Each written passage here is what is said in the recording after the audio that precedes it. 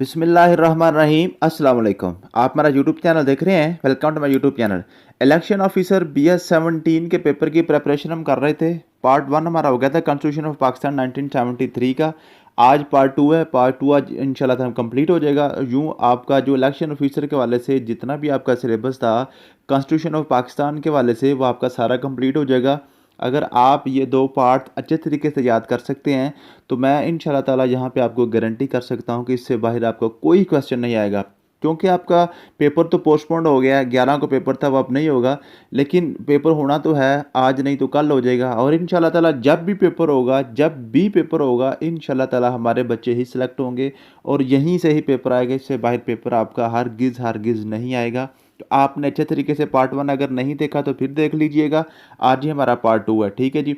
वैसे भी हमने ये तो पढ़ना ही पढ़ना था कॉन्स्टिट्यूशन ऑफ पाकिस्तान ना, FIA के वाले से बड़ा इंपॉर्टेंट है, वेरी वेरी इंपॉर्टेंट है। FIA वालों ने ज़रूर इसको देखना है, ज़रूर इसको याद करना है। FIA इंस्पेक्टर FIA और असिस्टेंट डायरेक्टर FIA, ये इन लोगों ने भी लाजमी इसको याद करना है। ये हमने पढ़ाना ही पढ़ाना था, इसलिए इसको मैंने पॉज नहीं किया। इलेक्शन ऑफिसर की जॉब की प्रिपरेशन के वाले से तो कॉन्स्टिट्यूशन के आपके पास टोटल आपके पास 12 चैप्टर होते हैं, आपको पता है, ठीक है।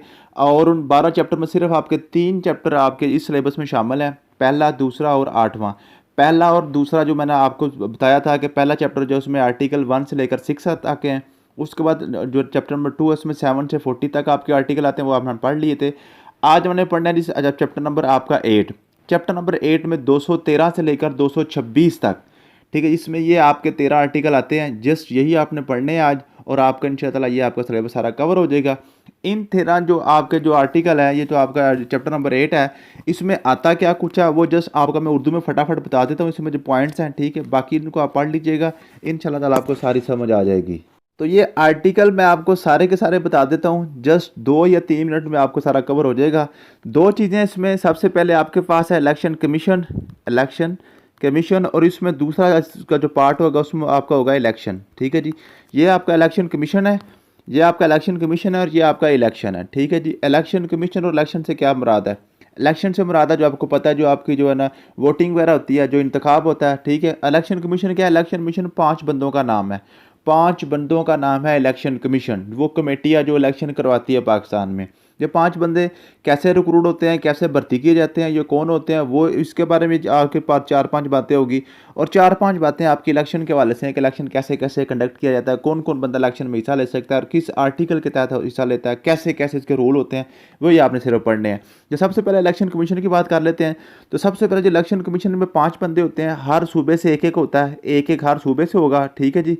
तो ये 4 ये हो गए और 5वां जो है ना आपका होगा वो आप किसी भी सूबे से ले सकते हैं। तो टोटल आपके पास हो गए जी, एक एक हर एक से होना ज़रूरी है, 5 आप कहीं से भी ले सकते हैं। और इन 4 जो आपके पास 4 ये मेंबर होते हैं और 5वां जो होता है ना वो आपका इलेक्शन कमीशन का चीफ होता है, चीफ इलेक्शन कमिश्नर उसको कहते हैं। इसको भर्ती कौन करता है? इसमें जो वफाकी हुकूमत एक जो है ना एक कमेटी बनाती है, एक कमेटी बनाती है, वो स्पीकर बनाता है, स्पीकर नेशनल असम्बली एक कमेटी बनाता है। उस कमेटी में 12 मेंबर होते हैं और उस कमेटी में 12 मेंबर जो है ना वो 6 मेंबर आपके गवर्नमेंट के होते हैं, 6 मेंबर आपके अपोजिशन के होते हैं, ठीक है जी। 4 मेंबर गवर्नमेंट के कौमी असम्बली से, 4 मेंबर अपोजिशन के कौमी असम्बली से, ठीक है। और 2 मेंबर आपके सेनेट से हुकूमत के, 2 मेंबर आपके सेनेट से अपोजिशन के, ठीक है जी। समझ आ गई है? टोटल आपकी जो 12 रुकनी कमेटी होगी उसमें 6 आपके पास गवर्नमेंट के होंगे, 6 आपके पास अपोजिशन के होंगे, 4 आपने कौमी असम्बली से लेने हैं, 2 आपने सेनेट ऑफ पाकिस्तान से लेने हैं। अगर कौमी असम्बली डिज़ाल्व कर दी जाए, कौमी असम्बली मौजूद ना हो, तो फिर आप सारे के सारे सेनेट ऑफ पाकिस्तान से ले सकते हैं। ये 12 बंदे जो है ना, ये 12 बंदों की कमेटी, ये वाला जो नाम है ये फाइनल करके सदर पाकिस्तान को भेजेंगे।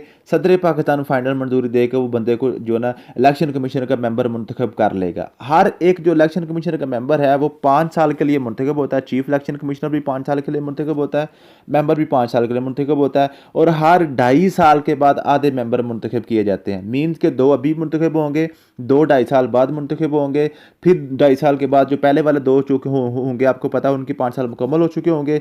मीन्स के किसी भी वक्त आपका इलेक्शन कमिश्नर खाली नहीं रह सकता। जैसे ही कोई 2 बंदे आपके जो रिटायर होंगे 5 साल मुकम्मल करके, तो नए बंदे 2 ऐड कर लिए जाएंगे। तो हर आपके 2.5 साल के बाद 2-2 बंदे ऐड होते रहते हैं। तो आधे बंदे जो है ना भर्ती किए जाते हैं और आधे ही फिर वो जो है ना आपके जो टोटल मेंबर वो भर्ती कर लिए जाते हैं, ठीक है जी।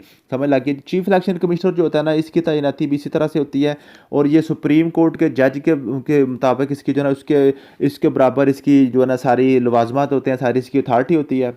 ठीक है जी, समझ आएगी क्लियर बात। यहीं पे ये यहाँ से आपको ये क्वेश्चन पूछे जा सकते हैं। बाकी ये सारी चीज़ें इंग्लिश में लिखी हुई हैं, किस तरह आपने पढ़नी है वो इंशाल्लाह ताला आप जिस यहाँ से पढ़ेंगे तो आपको सारा समझ आ जाएगी। नेक्स्ट हम चलते हैं जी, नेक्स्ट हमने क्या करना है, इनकी तालीम क्या होगी।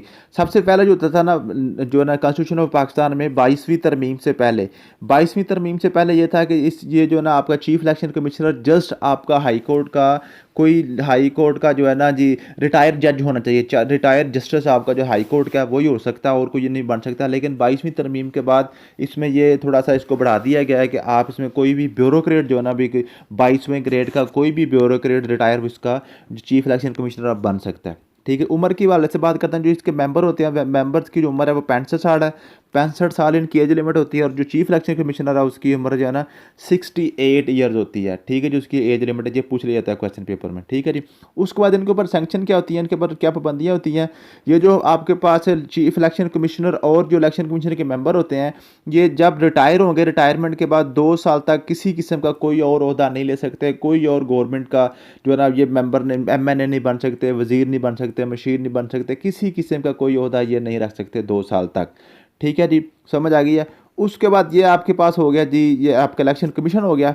अब इलेक्शन कमीशन के बाद चलते हैं इलेक्शन की तरफ। इलेक्शन क्या है, ठीक है जी, इलेक्शन कमीशन की जिम्मेदारी है इलेक्शन को करवाना है। इलेक्शन करवाने से पहले आपको क्या क्या चाहिए, इलेक्टोरल रोल। इलेक्टोरल रोल क्या जी, इंतखाबी फरिश्ते। ठीक है, इंतखाबी फरिश्ते, वोट वगैरह अब लोगों के लिखने की किस बस्ती में कितने वोट हैं, कैसे कैसे कौन कौन से बंदे वोटर हैं। ठीक है जी, जो जो उसके बाद इलेक्शन है ना, इलेक्शन में जो बंदा हिस्सा लेना चाहिए उसकी उम्र 25 साल होनी चाहिए कम अज़ कम। और जो वोटर है जो वोट दे सकता है उसकी एज लिमिट 18 साल है। ठीक है जी, इलेक्शन जो है ना इसमें जो बंदा MP या MNA बनने की ख्वाहिश रखता है उसकी एज लिमिट कम अज़ कम 25 साल है और वोटर की कम अज़ कम 18 साल है। ठीक है जी, समझ आ गई है। तो इलेक्शन कमीशन की कोर पर जो है ना जिम्मेदारी क्या है, इलेक्शन कमीशन की कोर जिम्मेदारी है आपके पास फ्री एंड फेयर इलेक्शन करवाना। ठीक है जी, उन्होंने जी जो पाकिस्तान में जो इलेक्शन है वो बिल्कुल साफ शफाफ इलेक्शन करवाना इलेक्शन कमीशन की जिम्मेदारी होती है। और इलेक्शन कब होता है जिसकी टाइमिंग के वाले से नोट कर लें, अगर असम्बली अपनी मुद्दत पूरी करती है, अगर असम्बली अपनी मुद्दत पूरी करती है तो फिर आपने 45 दिन के अंदर इलेक्शन 60 दिन के अंदर इलेक्शन मुकम्मल करना होता है। इलेक्शन कमीशन ने असम्बली तहलील अगर होती है अपनी मुद्दत पूरी करने के बाद तो 60 दिन के अंदर इलेक्शन उन्होंने करवाना होता है नया। अगर असम्बली तोड़ दी जाती है, जैसे पंजाब असम्बली और KP की असम्बली अपनी मुद्दत पूरी करने से पहले ही टूट गई हैं, ठीक है, तो फिर आपके पास 90 दिन होता है, 90 दिन के अंदर अंदर आपने इलेक्शन करवाना होता है। ये रूल कहता है, ये कानून, ये आइन आपका कहता है। नेक्स्ट होते नहीं होते वो बाद की बातें हैं, हमने जस्ट देखना है कि कानून आपका क्या कहता है। ठीक है जी, उसके बाद हम चलते हैं जी, नेक्स्ट आपने क्या बात करनी है, कवानीन इलेक्शन के हवाले से ना, इलेक्शन के हवाले से कवानीन जो है ना, इलेक्शन के हवाले से कवानीन आपकी जो पार्लियामेंट है ना, मजलिस शूरा, उसमें आपकी नेशनल असम्बली और सेनेट ऑफ पाकिस्तान आता है। नेशनल असम्बली और सेनेट ऑफ पाकिस्तान कवानीन बना सकते हैं इलेक्शन के हवाले से, लेकिन ये जो है ना चीफ इलेक्शन कमिश्नर की जिम्मेदारी जो है ना, उसकी जो अथॉरिटी उसको कम नहीं कर सकते। चीफ इलेक्शन कमिश्नर की अथॉरिटी को ख़त्म नहीं कर सकते। बाकी जिस तरह की मर्जी ये जो है ना नेशनल असम्बली और सेनेट ऑफ पाकिस्तान मिलकर जो पाकिस्तान की पार्लियामेंट है, जो ये मजलिस शूरा है, ये बना सकते हैं जी वोट। फॉर एग्जाम्पल अभी हमारे पास 18 साल की एज लिमिट है तो वो कह सकते हैं 10 साल वाला बंदा भी वोट डाल दे, या वो कहते हैं जी 18 साल वाले के नहीं बल्कि 30 साल वाला बंदा वोट डाल सकता है, या वो कह सकता है जी 25 साल वाला नहीं बल्कि जो 50 साल वाला बंदा, मीन के वट एवर जो भी वो तब्दीलियाँ करना चाहें कर सकते हैं, लेकिन चीफ इलेक्शन कमिश्नर की अथॉरिटी को वो ख़त्म नहीं कर सकते। ये आपकी पाबंदियाँ बन सकती हैं। ठीक है, उसके बाद चीफ इलेक्शन कमिश्नर जो है ना वो आर्टिकल 221 के तहत, बाकी सारे मैंने लिखे हुए हैं, ठीक है ना, आप पढ़ेंगे ना, ये आपके 213 आर्टिकल किसके वाले से, 14 किसके वाले से, 15 किसके वाले से, 16 किसके वाले से, दो आपके क्वेश्चन आने हैं। या वो पूछ लेगा कि फलाना आर्टिकल किसके वाले से है, या पूछ लेगा जो सारी इन्फॉर्मेशन जो मैंने आपको दी है कि चीफ इलेक्शन कमिश्नर की एज लिमिट क्या है जी, जो है ना इलेक्शन कमिश्नर के मेंबर कितने होते हैं, हर सूबे से कितने मेंबर आ सकते हैं। ठीक है, ये सारी वाट एवर चीज़ें आपसे पूछ सकता है। आर्टिकल 221 के तहत चीफ जो इलेक्शन कमिश्नर जो है ना सदर की जो है ना सदर की इजाज़त के साथ भर्ती कर सकता है। जब जो अभी आपकी इलेक्शन ऑफिसर की सीटें हैं ना, आर्टिकल 221 के तहत हो रही हैं। ठीक है जी, समझ आ गई है। उस बाद चीफ जो इलेक्शन के वाले से एक दो चीज़ें मैं भूल गया था कि कोई भी जो बंदा है ना पाकिस्तान का शहरी, उसका आप किसी भी जो है ना असम्बली का मेंबर बनना चाहते हैं, MPA बनना चाहते हैं, MNA बनना चाहते हैं, या MLA बनना चाहते हैं। MLA होता है आज़ाद कश्मीर का, MNA होता है कौमी असम्बली का, और MPA होता है किसी भी सूबाई असम्बली का। ठीक है जी, इसमें जो आपका जो बंदा है उसके लिए पाकिस्तान का शहरी होना ज़रूरी है।